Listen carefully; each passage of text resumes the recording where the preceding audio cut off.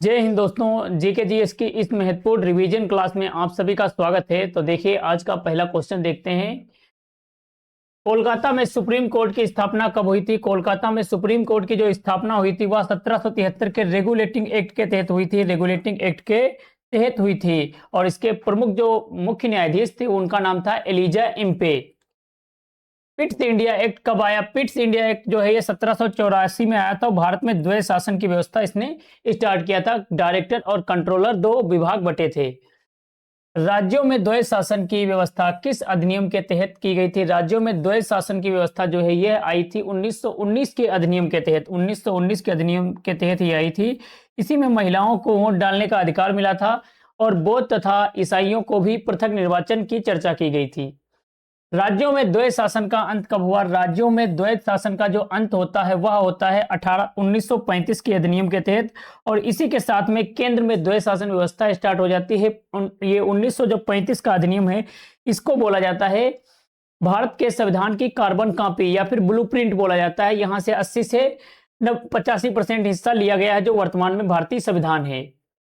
केंद्र में द्वैध शासन कब प्रारंभ हुआ था? केंद्र में द्वैध शासन प्रारंभ हुआ था, अभी मैंने आपको बताया 1935 में। तो आप लोग इसका आंसर जान सकते हो, आराम से बता सकते हो। शिक्षा पर 1 लाख रुपए खर्च करने का प्रावधान कब किया गया था? शिक्षा पर 1 लाख रुपए खर्च करने का प्रावधान 1813 का चार्टर एक्ट के तहत किया गया था और इसी चार्टर एक्ट के तहत क्या हो गया था, जो ब्रिटिश ईस्ट इंडिया कंपनी थे उसके एकाधिकार को सीमित कर दिया गया था। केवल चाय और चीन से व्यापार पर एकाधिकार बचा था। चाय और चीन से के साथ व्यापार पर एकाधिकार बचा था, बाकी सबको खत्म कर दिया गया था। कंपनी के एकाधिकार को पूर्णतः कब समाप्त किया गया था? अगर पूर्णतः बोलेगा यानी कि पूरी तरीके से कब समाप्त किया गया था तो 1833 में। कब किया गया था? 1833 के चार्टर एक्ट और इसी के तहत बंगाल का जो गवर्नर जनरल था उसकी जगह पे पूरे भारत का गवर्नर जनरल बना दिया गया था। सबसे पहले बनने वाले कौन थे? Lord William Bentinck. कौन थे सबसे पहले? लॉर्ड विलियम बेटिक थे बनने वाले भारत के गवर्नर जनरल। भारत शासन ब्रिटेन के राजा को कब स्थानांतरित हुआ था? भारत का जो शासन है ब्रिटेन के राजा को 1857 की क्रांति के बाद अगले ही वर्ष 1858 में स्थानांतरित हुआ था और इनके पास से महारानी ने कब छीना था? 1876 में ले लिया था। 1876 में महारानी के हाथ में चला गया था। मुसलमानों को पृथक निर्वाचन किस अधिनियम के तहत मिला था? मुसलमानों को पृथक निर्वाचन जो है यह किस अधिनियम के तहत मिला था? 1909 के अधिनियम के तहत। 1909 के अधिनियम के तहत मार्ले मिंटो सुधार इसको बोलते हैं। मार्ले मिंटो सुधार इसको बोलते हैं। अंतरिम सरकार का गठन किसके तहत हुआ था? अंतरिम सरकार जो है इसका गठन कब होता है? 1946 में होता है कैबिनेट मिशन के तहत। कैबिनेट मिशन के तहत ही संविधान सभा का भी गठन होता है। संविधान सभा में महिलाओं की संख्या कितनी थी? संविधान सभा में महिलाओं की जो संख्या थी वह कितनी थी? 15 थी। 15 थी। ये आपके आजादी से पहले जब पाकिस्तान अलग नहीं हुआ था उससे पहले, बाद में आजादी के बाद में 8 बचती है। आजादी के बाद यानी कि पाकिस्तान के अलग होने के बाद में 8 बचती हैं। टोटल सदस्य कितने थे? तो टोटल सदस्य 389 और जब पाकिस्तान अलग हो गया तो 299 बचे। तब कितने बचे? 299 बचे। जब संविधान बनके तैयार हुआ था तो 284 लोगों ने इस पे सिग्नेचर किए थे, जिसमें से आपकी 8 महिलाएं थी। 8 महिलाएं थी, ये ध्यान रखना है। भारतीय संविधान को कब अंगीकृत किया गया था? अंगीकृत किया गया था जिस दिन बनके तैयार हो गया था उसी दिन, 26 नवंबर 1949। इसीलिए हम 26 नवंबर को संविधान दिवस मनाते हैं। हालांकि संविधान दिवस मनाना स्टार्ट हुआ था 2015 से। कब से स्टार्ट हुआ? 2015 से। प्रारूप समिति के अध्यक्ष कौन थे? प्रारूप समिति के अध्यक्ष थे डॉक्टर भीमराव अंबेडकर जी। कौन थे? Doctor Bhimrao Ambedkar ji drafting committee के अध्यक्ष थे, इसीलिए इनको भारतीय संविधान के जनक या पिता भी बोला जाता है। संविधान सभा की पहली बैठक कब हुई थी? संविधान सभा की पहली बैठक होती है 9 दिसंबर 1946 को और 9 दिसंबर 1946 को बना दिया जाता है सच्चिदानंद सिन्हा को अस्थायी रूप से अध्यक्ष। उसके बाद में 11 दिसंबर 1946 को राजेंद्र प्रसाद जी को स्थायी अध्यक्ष बनाया जाता है। संविधान सभा की अंतिम बैठक कब हुई थी? संविधान सभा की जो अंतिम बैठक है वह हुई थी 24 जनवरी 1950 को। कब हुई थी? 24 जनवरी 1950 को हुई थी। इसमें इसी समय राष्ट्रगान और राष्ट्रगीत ये सब अपनाया गया था।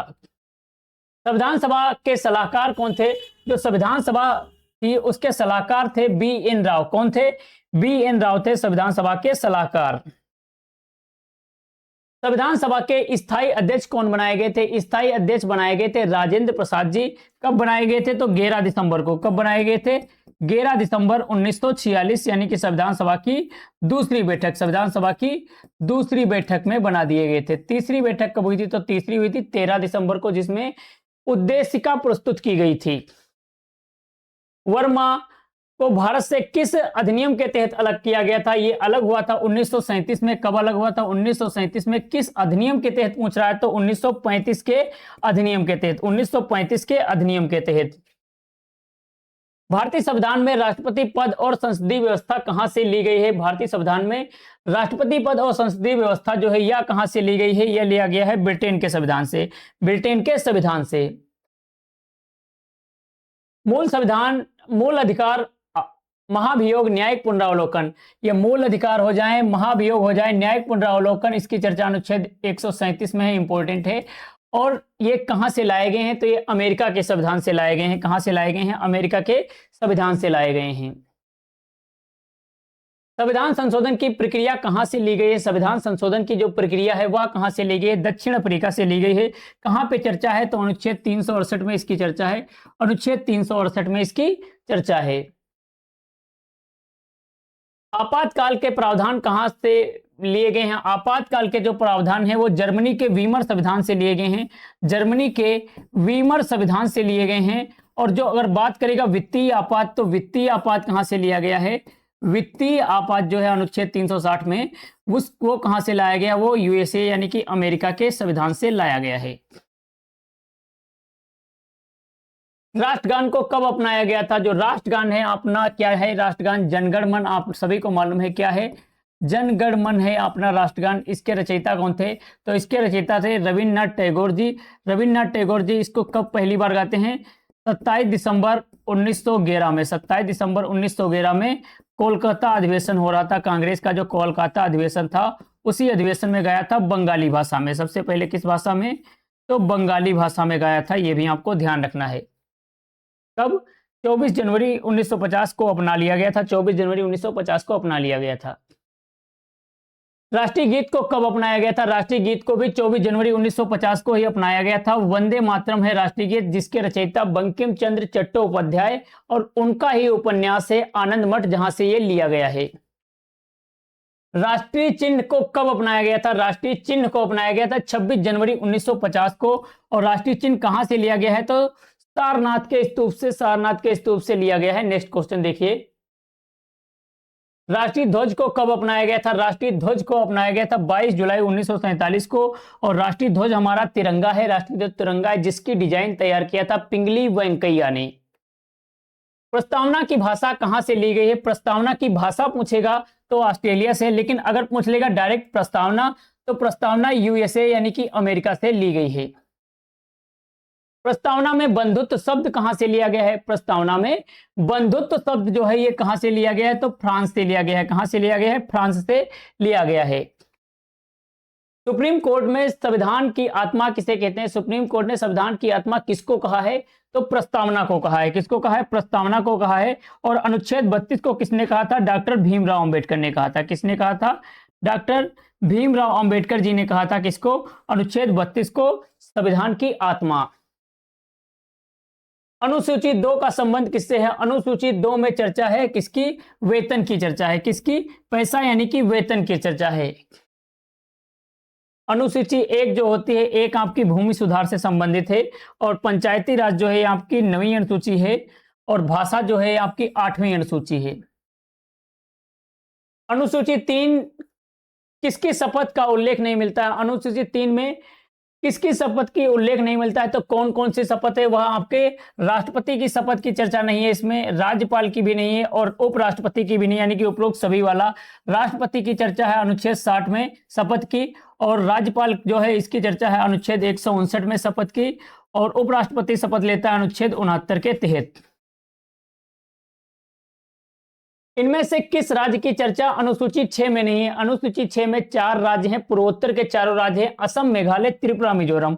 असम, मेघालय, त्रिपुरा, मिजोरम। तो यहाँ पे त्रिपुरा नहीं दिया हुआ है, मिजोरम नहीं दिया हुआ है, तो यहाँ पे क्या होना चाहिए था? मिजोरम होना चाहिए था। क्या होना चाहिए था? मिजोरम होना चाहिए था। तो ये भी आपको ध्यान रखना है। अनु अनुसूची 8 में वर्तमान में कितनी भाषाएं हैं? अनुसूची 8 में वर्तमान में कितनी भाषाएं हैं? तो वर्तमान में भाषाओं की संख्या है 22 और मूल संविधान में कितनी थी?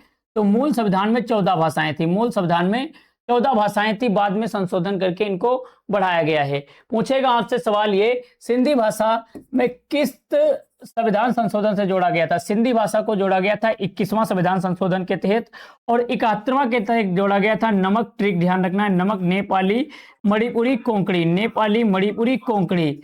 और 92 नंबर का जो संविधान संशोधन हुआ था इसके तहत जोड़ा गया था बोडो, डोगरी, मैथिली और संथाली। बोडो, डोगरी, मैथिली और संथाली। कब हुआ था? तो ये हुआ था 2003 में। 2003 में 71वां हुआ था आपका 1992 में। 1992 में 21वां आपसे पूछेगा 1967 में। 1967 में।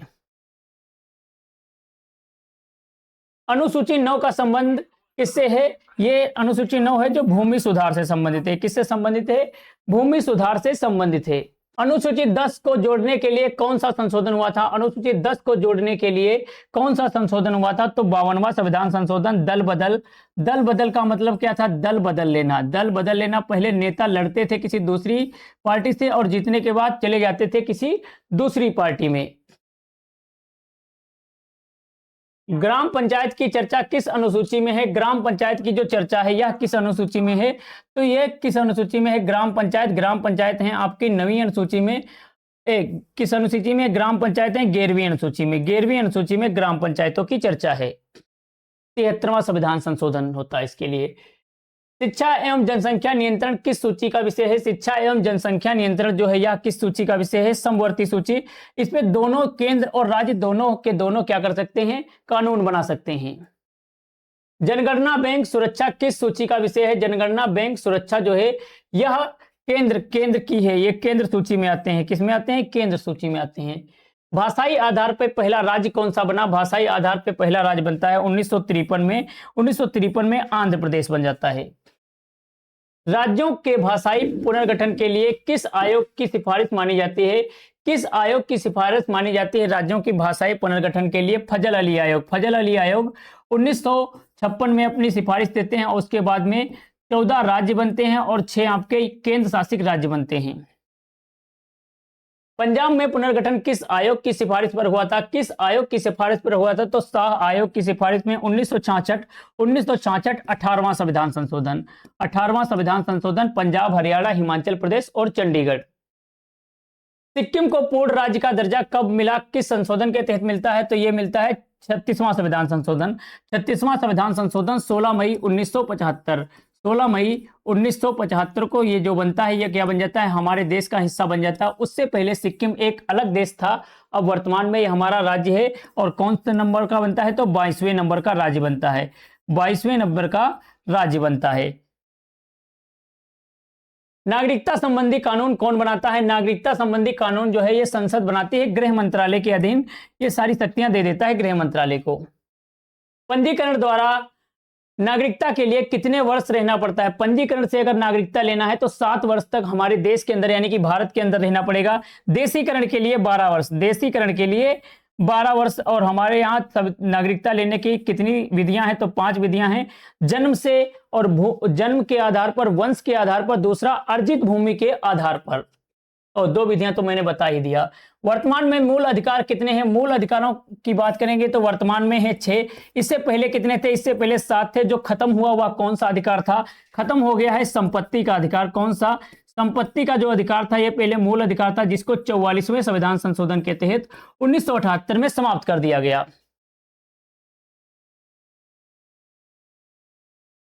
मूल अधिकारों को निलंबित करने का अधिकार किसके पास है? निलंबित करने का अधिकार जो होता है वह राष्ट्रपति के पास होता है। राष्ट्रपति जब राष्ट्रपति शासन लगाएंगे या पर राष्ट्रीय आपात लगाएंगे तब क्या होता है? मूल अधिकार समाप्त हो जाता है। लेकिन 20 और 21 जो आपका है, 20 और 21 ये कभी भी समाप्त नहीं होता है, ये भी आपको ध्यान रखना है। मूल अधिकारों का रक्षक किसे कहा जाता है? मूल अधिकारों का रक्षक कहा जाता है सुप्रीम कोर्ट और हाई कोर्ट को। सुप्रीम कोर्ट जो होता है ये अनुच्छेद 32 के तहत, और हाई कोर्ट जो होता है अनुच्छेद 226 के तहत। अगर कोई व्यक्ति आपके मूल अधिकारों का हनन कर रहा है तो अनुच्छेद 32 का प्रयोग करके आप डायरेक्ट सुप्रीम कोर्ट जा सकते हो और 226 के तहत सीधे हाईकोर्ट को पहुंच सकते हो। निजता का अधिकार किस अनुच्छेद से संबंधित है? निजता का जो अधिकार है यह अनुच्छेद 21 से संबंधित है। अनुच्छेद 21 में निजता का अधिकार प्राण एवं दैहिक स्वतंत्रता है। धार्मिक स्वतंत्रता का अधिकार किस अनुच्छेद में है? तो धार्मिक स्वतंत्रता जो है यह आपके अनुच्छेद 25 में है। अनुच्छेद 25 में है। वीडियो अच्छा लगा हो तो वीडियो को लाइक कीजिए और चैनल सब्सक्राइब नहीं किया है तो कर लीजिए। मिलेंगे कल की क्लास में, तब तक के लिए जय हिंद।